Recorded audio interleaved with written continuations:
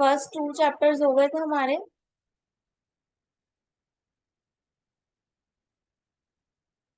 Chapter third,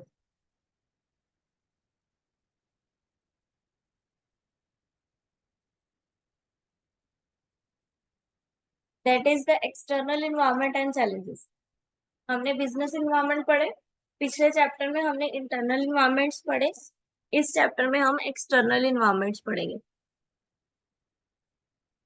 external environments होता क्या है? जो बाहर साइड से बिजनेस को इम्पैक्ट डाले, बिजनेस के वर्क पे जो फैक्टर्स बाहर से इम्पैक्ट डाले, that is external factor. Like creditors, ठीक है, लाइक इन्वेस्टर्स, वो सब क्या है? वो बाहर के मेंबर्स हैं, ठीक है, लेकिन उनका पैसा कंपनी में लगाना और पैसा कंपनी में ना लगाना कंपनी के बिजनेस को इफेक्ट करेगा। Then the risk associated with international businesses. कौन कौन से रिस्क हैं जो बिजनेस इंटरनेशनल बिजनेस के साथ एसोसिएट है? फर्स्ट आ गया वीक इकोनॉमी, इकोनॉमी का वीक होना, ठीक है।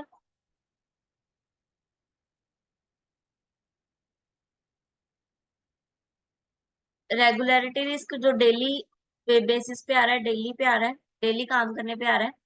कंपटीशन के बढ़ने से, रेपुटेशन के डैमेज होने से, टॉप टैलेंट को एक्वायर ना कर पाने पे, नई इनोवेशन को ना लेके आने पे, प्राइस को अकोमोडेट ना करने पाने पे, कैश फ्लो और liquidity risk, political risk, disruptive technology risk.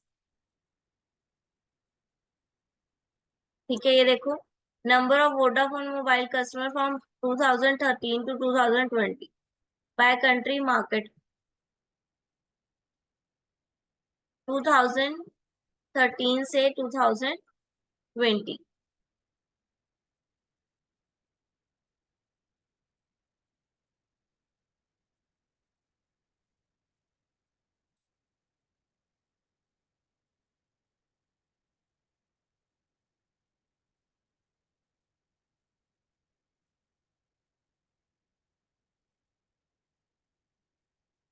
ठीक है, पहले ये अकेले काम करा था तो 152 थे, ठीक है, बढ़कर 297 हो गए, ठीक है।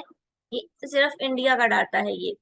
फिर अलग अलग कंट्रीज के अकॉर्डिंग, जहाँ पे जितने जितने इसके नेटवर्क्स बने हैं उसके अकॉर्डिंग।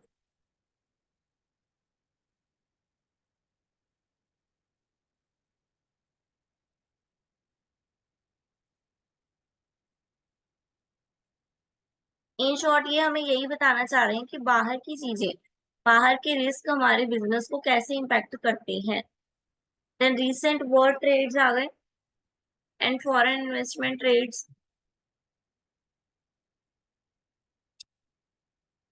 ये देखो वर्ल्ड का ट्रेड 2019 में, यहाँ पे थे हम यहाँ पे पहुंच गए। हम नहीं, मतलब वर्ल्ड, एक दूसरे से ट्रेड करने में।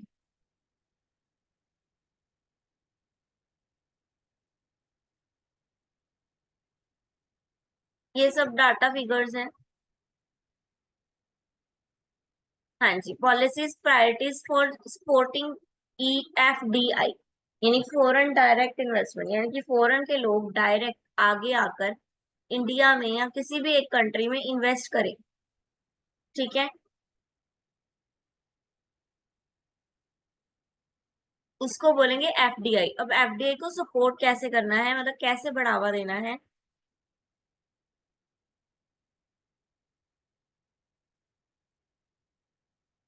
Development and implement a green growth recovery strategy in a COVID-19 impact।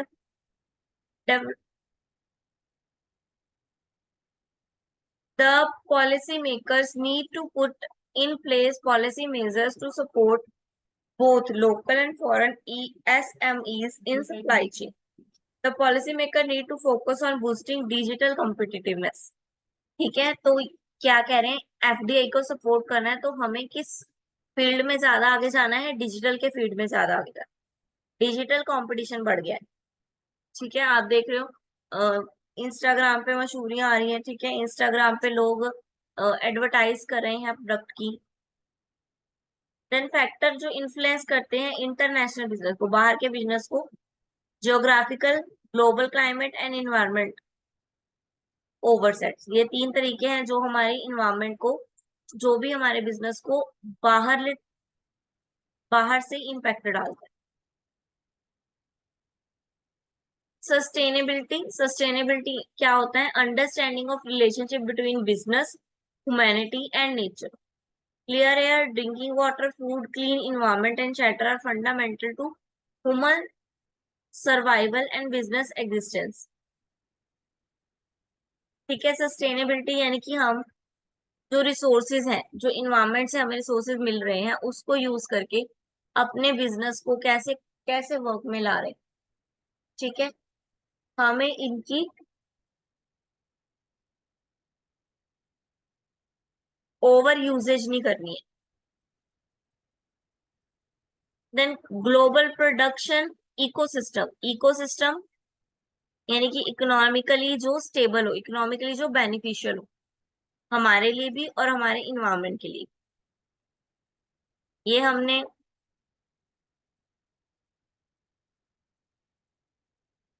ये कौन कौन कैसे कैसे एक दूसरे से साथ रिलेटेड है? Food, fibre, fuel, crop, aquaculture, capture fish, livestock, ये सब आपस में कैसे रिलेटेड है? The climate change, next step आ गया the climate change. There is a significant body of scientific research that indicates that global temperature are rising and that rising global temperature are directly linked to the human activity involving the emission of greenhouse gases। ठीक है, environment में कैसे फर्क पड़ रहा है? ये भी ह्यूमन की वजह से पड़ रहा है। ठीक है, हम पेड़ काटते जा रहे हैं, ठीक है, जिसकी वजह से टेम्परेचर बढ़ता जा रहा है, जो ग्रीन गैस थी वो कम होती जा रही है। ठीक है, एटमोस्फेयर पे फर्क पड़ रहा है जिससे, जो कि डायरेक्ट इम्पैक्ट हमारे बिजनेस पे ही डालेगा।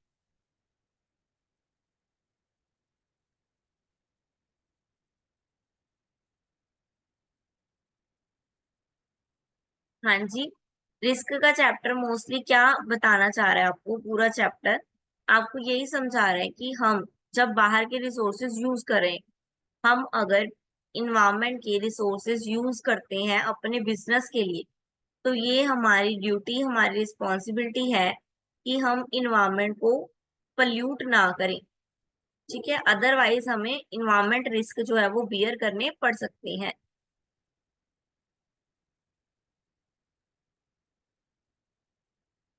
Then chapter 4 international trade theory.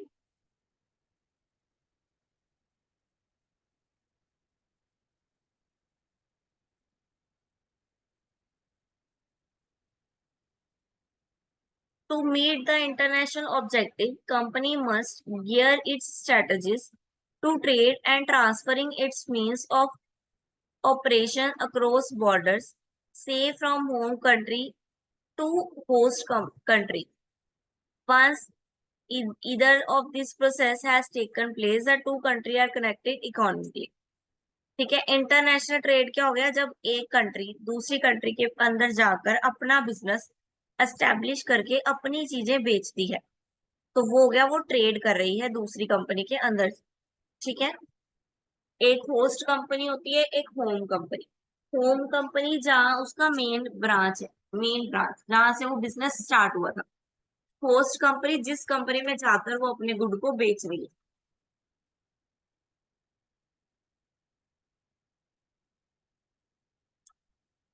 Then trade theory आ गई। Trade theories makes helps manager and government policy maker focus on these question. जो ट्रेड पॉलिसीज हैं, थ्योरीज हैं, ये मैनेजर्स और गवर्नमेंट की हेल्प करती हैं इन क्वेश्चंस को सॉल्व करने के लिए। क्वेश्चन क्या है? What product should be import और एक्सपोर्ट? कौन सा प्रोडक्ट हमें इंपोर्ट और एक्सपोर्ट करना है, कितने पैसे पे करना है, कब कर, किसको करना है। ट्रेड थ्योरी में फर्स्ट पैसे, फर्स्ट सबसे वन फर्स्ट है वो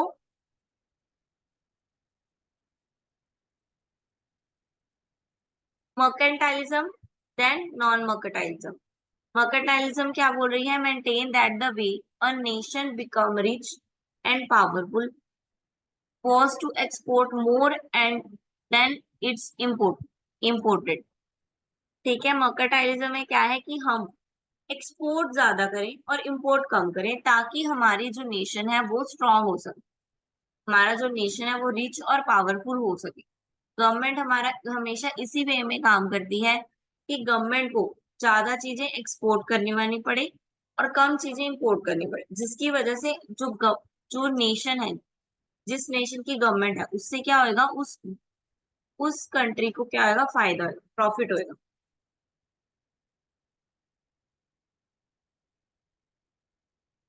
देन नियो मर्केंटाइलिज्म क्या है? attempts to run and export surplus to achieve a social and political objectives. These can better explain well with the help of an example.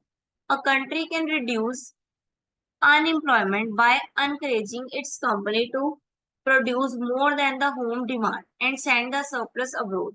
Or it may attempt to maintain political influence in an era of sending more merchandise. There can it receive, such as a government grant, mercantile aids and loan to foreign markets. ठीक है, वो बोल रहे हैं, उसमें बोल रहे हैं इंपोर्ट ही कर रहे हैं, सॉरी एक्सपोर्ट ही कर रहे हैं, बाहर सामान भेज रहे हैं और इंपोर्ट कम कर रहे हैं। इसमें क्या बोल रहे हैं?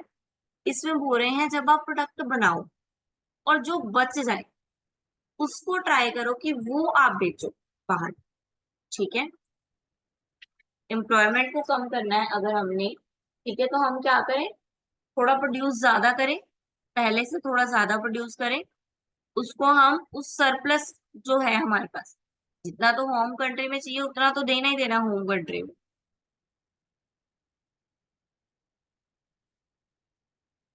देन उसके बचने के बाद जो बच गया है उसको हमने कहाँ देना है? और अब्रॉड में देना है, किसी और कंट्रीज में देना है, ताकि जो सरप्लस है वो भी वेस्ट ना हो। Some trade theory approach of no government intervention. इस कुछ थ्योरी ऐसी हैं जिसमें गवर्नमेंट का जीरो रोल है, ठीक है, वो मतलब इंटरफेयर ही नहीं करती है। तो free trade theory of absolute advantage, free trade theory of comparative advantage.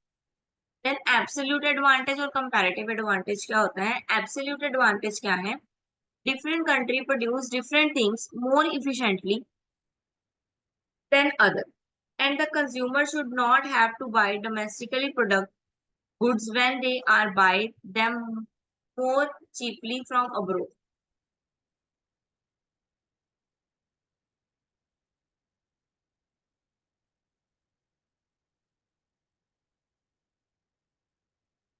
The advantage is when a producer can produce a goods or services in greater quantity for the same cost or the same quantity at a lower cost than other producer.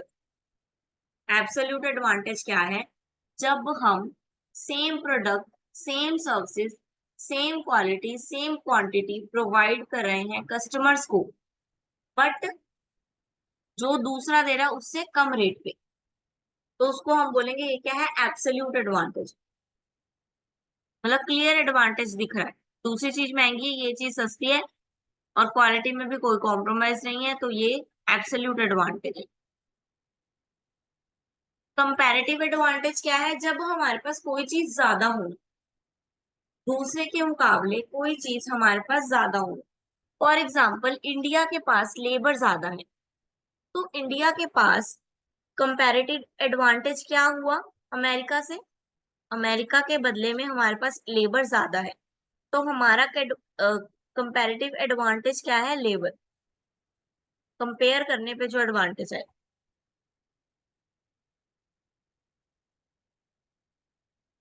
Then theory to explain national trade pattern. National trade pattern को जो theory explain करती है वो कौन सी है? The free trade theory, how output growth occurs through specialization and free trade and do not deal with trade pattern. How much a country trade? Theory of country size. What product does it trade? That is factor proportion theory. And who will be its trade partner? That is country similarity theory. तीन theory हैं जो हमारे output से related हैं, ठीक है। वो कौन सी है? कंट्री साइज, फैक्टर प्रॉपर्टी और country similarity. First theory of country size. Theory of country size क्या एक्सप्लेन कर रहा है? एक कंट्री दूसरी कंट्री से कितना ज्यादा ट्रेड करेगी, ठीक है, कितना ज्यादा करेगी या लेस करेगी।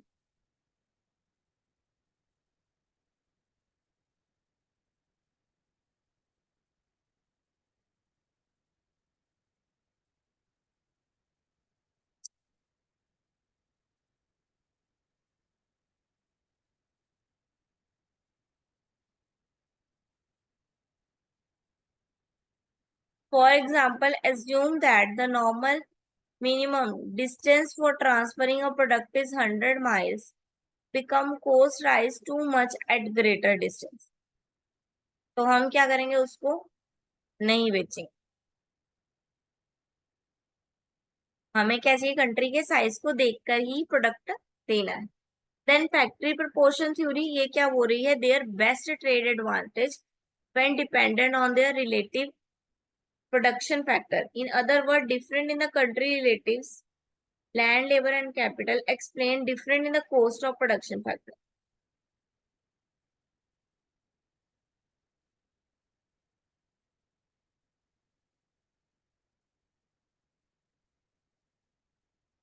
Different countries are endowed with variety proportion of different factors of production.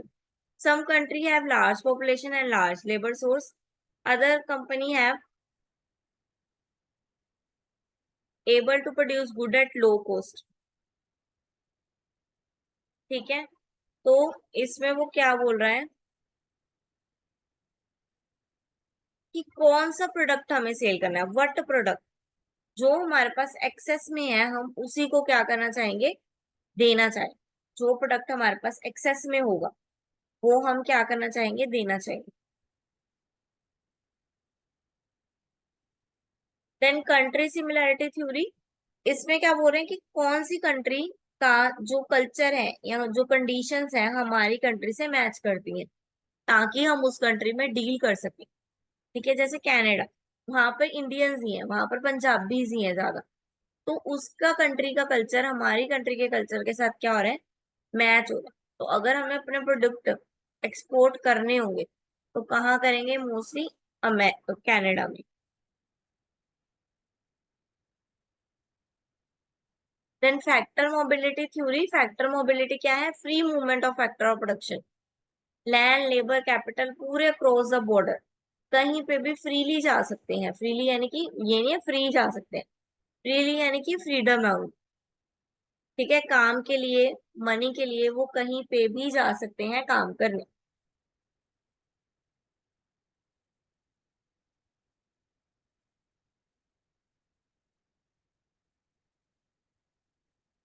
People transfer internationally to work abroad, इधर टेम्परेरी और परमानेंटली। मोटिव क्या होता है इसका? इकोनॉमिक मोटिव होता है, पॉलिटिकल। इकोनॉमिक यानी कि उनको पैसा कमाना होता है, पॉलिटिकल यानी कि यहाँ के rule and regulations. Then the demand of national competitive advantage theory.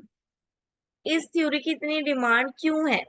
Why are certain competitors become a certain advantage capable of consistency innovation? Why do they rush less, pursue important improvement seeking and even more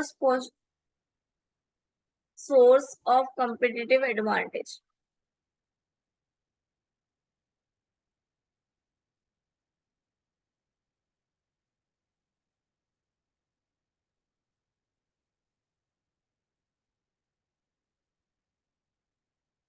हाँ जी,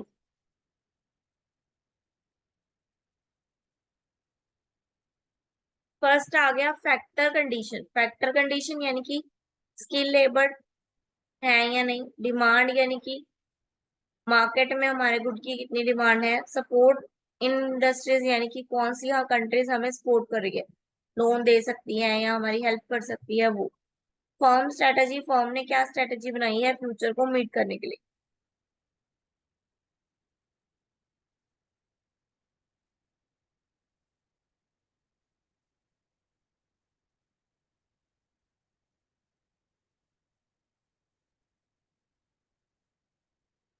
clear है, ये सब points दिए हुए हैं कि कौन से कहाँ पे कितना ज्यादा हुआ था।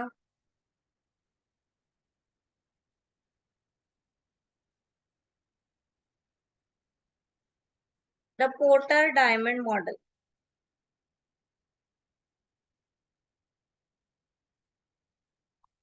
पोर्टर डायमंड मॉडल में क्या है, ये डायमंड शेप में वर्क, ये देखो डायमंड शेप बना हुआ है, यानी कि एक कंपनी दूसरी कंपनी या किसी भी कंपनी के साथ डील कर सकती है।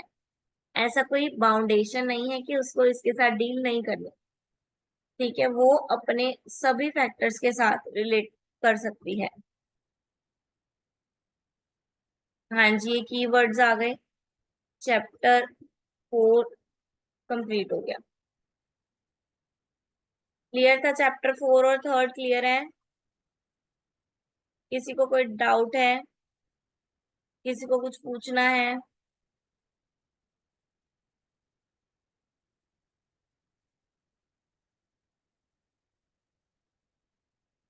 हाँ जी बोलो बेटा। Everyone clear? सारे पॉइंट्स क्लियर हैं?